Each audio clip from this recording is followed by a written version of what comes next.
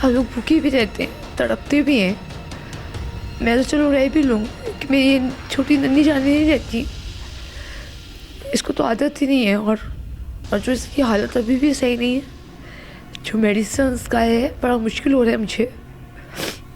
तो let's see, देखते हैं क्या होता है क्या नहीं। मुझे अपने हस्बैंड और सगी फूफे हैं मेरी, शर्म आनी चाहिए, डूब मरना चाहिए ऐसे बाप को। दूसरे लोग कह रहे हैं कि उसको निकाल और चिर फाड़ देंगे। पब्लिक ये कह रही है कि शादी कर लें, इससे मेरी शादी करवा दें, अपनी बेटी से शादी करवा दें। पब्लिक कह रही है ये जी कि इसी शर्त पे हम लोग जो है आपकी हेल्प करेंगे। सॉरी, मैं अपनी बेटियों को वो मानी हूँ। घर वालों को इतला की? नहीं, उनको घर वालों को इतला नहीं गई, लेकिन उससे धमकियाँ आ रही हैं, 6-7 लाख रुपए ले लें। एक तरह ये कर रहे हैं, अदालत पे बैठते हैं तो घूर के देखते हैं, अल्लाह माफ़ नहीं करेगा, ये नहीं करेगा। लेकिन सब दुनिया को यही पड़ा हुआ है कि हम अकेले हैं तो शादी कर लें, ये कर लें, वो कर लें, घर में आके दामाद बना लें, ऐसा कर लें। ये माजरा उस समय हुआ जब मैं निशात से घर चेंज कर रही थी। सुजुकी वाले अंकल थे, एक बस बच्चा गुजरा था, इनका अपना थोड़ी हेल्प करवा दो, ये चीज़ें उठा के अपने सुजुकी में रखनी है। कहते सो मैंने कहा आपके पास टाइम है तो। उनको कोई ऐसी बात नहीं आंटी, उन्होंने मेरे साथ हेल्प करवाई, रखवाया, और जहाँ पर मैंने सामान भी घर छोड़ के गए हैं। इसके बाद 1-2 दिन के बाद आना शुरू कर दिया उन्होंने। कुछ दिन भी नहीं गुजरे हैं तो उन्होंने ये जो है दूध लेके आते थे, खुद चाय बनाना।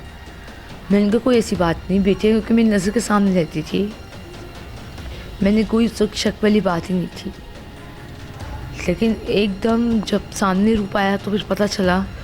बेटी को बोला है कि चीज़ लेने के बाद चलो आपको, मैंने कहा शॉप नज़दीक ही है, मैंने कहा आप चले जाओ। लेकिन उसने जब देर हुई है तो मैंने उसी को कॉल किया है, सरफराज को, कहीं भी हैं, फ़ौरन से पहले घर पर आए मेरी बेटी को लेके। वो नीचे का नीचे चला गया, ये ऊपर आ गई भाग के। गेम खेलते थे, सब देखते हैं कि कौन जो है पॉइंट्स बनाता है ज़्यादा। ये थोड़ा मम्मा ये टी-2 कर रही थी बचपन से, लेकिन एंड तो अब तक कभी किया नहीं। उस दिन ये बहुत वो थी, टेम्परेचर चेक किया, टेम्परेचर एकदम।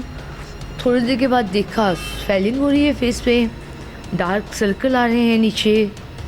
मैंने कहा क्या हुआ, इससे नहीं बताया। आप हमेशा कहते हो ना आप अच्छे दोस्त हो, मम्मा हमेशा अच्छी एक दोस्त होती है, उसके होते मैं आपसे एक बात करूं। मैंने कहा जी मेरा बेटा। कहती अली अंकल ने मम्मा मेरे साथ गंदा काम किया है। मैंने इससे पूछा क्या गंदा काम किया। मुझे समझ लग गई। मैंने उसी वक्त जो है इसको खुद चेक किया है। जब मैंने इसको खुद चेक किया तो कंडीशन ठीक नहीं थी। हौसला रखते हुए अपनी बड़ी बेटी को भी बताना चाह रही थी, कहती मम्मा आप चले जाओ जनरल दिखाने, क्या हुआ इसको, टेम्परेचर या कुछ। डॉक्टर के पास लेके गई, जनरल हॉस्पिटल लेके गई हूँ। पर्चे पे मैंने डायरेक्ट ही कहा है रेप। उन्होंने कहा पुलिस केस बनेगा। मैंने कहा इस ओके, एविडेंस ख़त्म नहीं होने चाहिए, आगे बहुत टाइम गुजर गया है, अगर आप इसी दौरान एविडेंस दे सकते हैं तो इस ओके। डॉक्टर्स को भी हैं कि मेरे साथ कॉपरेट करें। मेडिकल रिपोर्ट दे दी उन्होंने? नहीं, अभी मेडिकल रिपोर्ट आनी है, इन्हीं कुछ दिन में आ जाएगी। अच्छा, आपको ऐसे नहीं लगा कि जिस वक्त वो आपके घर आता जाता था, एक अनजान बंदा था, एक हेल्प करने के बहाने आया, आपको ऐसे नहीं लगा कि वहाँ मिस्टेक हो गई है, ऐसे किसी के ऊपर बिला वजह एतमाद कर लिया?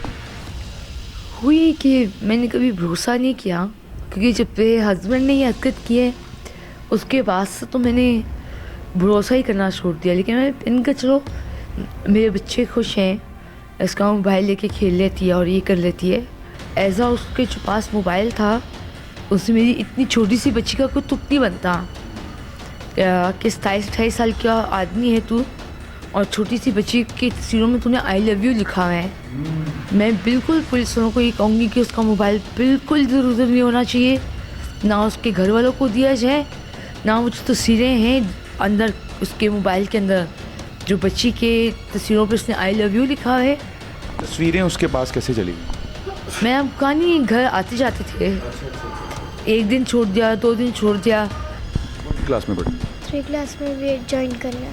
3 क्लास में भी ज्वाइन करना है, तो ज्वाइन ना करने की वजह क्या है? यही घर की जो सरकमस्टांसेस हालात हैं इस वजह से। जी, तो हस्बैंड ने दूसरी शादी करके जो है हम लोग को ऐसे फेंक दिया जैसे पता हम छत के लिए मुकौड़े हैं। थोड़ी सी शर्म मेरी सास को भी आनी चाहिए, जो धमकियाँ वो भी बदतमीजी कर रही है, अपनी बेटियों को बोल रही है कोठों पे जाके बैठ जाओ। मेरे हस्बैंड जो हैं दूसरी शादी करके बैठे हुए हैं, बहुत तकलीफ और अजियत में से गुजर रही हूँ, लेकिन किसी को एहसास नहीं हो रहा। बेटा आपके पापा की तरफ से आपको कॉल नहीं आई इस वाक़ये के बाद? उन्होंने आपसे पूछा भी नहीं? कोई घर वगैरह आए हों या किसी आपकी फूफो ने किसी ने आपसे रब्ता किया हो कि आपके साथ ऐसा मामला हुआ है, हम आपके साथ खड़े हैं? ऊपर ने दिया, ऊपर ने अच्छा, तो वो आपको क्या कह के भाई लेकर गया था? चीज़ ले दूँ? जी, क्या नाम था उसका? सरफराज सरफराज। चीज़ के बहाने आपको बाहर चला? जी। और आपको पता है सारी चीज़ जगह का पता है कहाँ कहाँ वो लेकर गया? अगर आपको किसी को बताना पड़े तो आपको पता है इन सारी बातों का? जी। जो मेरे हस्बैंड है वो इतना गंद उछाल शर्म आनी चाहिए। मैं कहूँगी कि वो मर जाए ऐसा बंदा।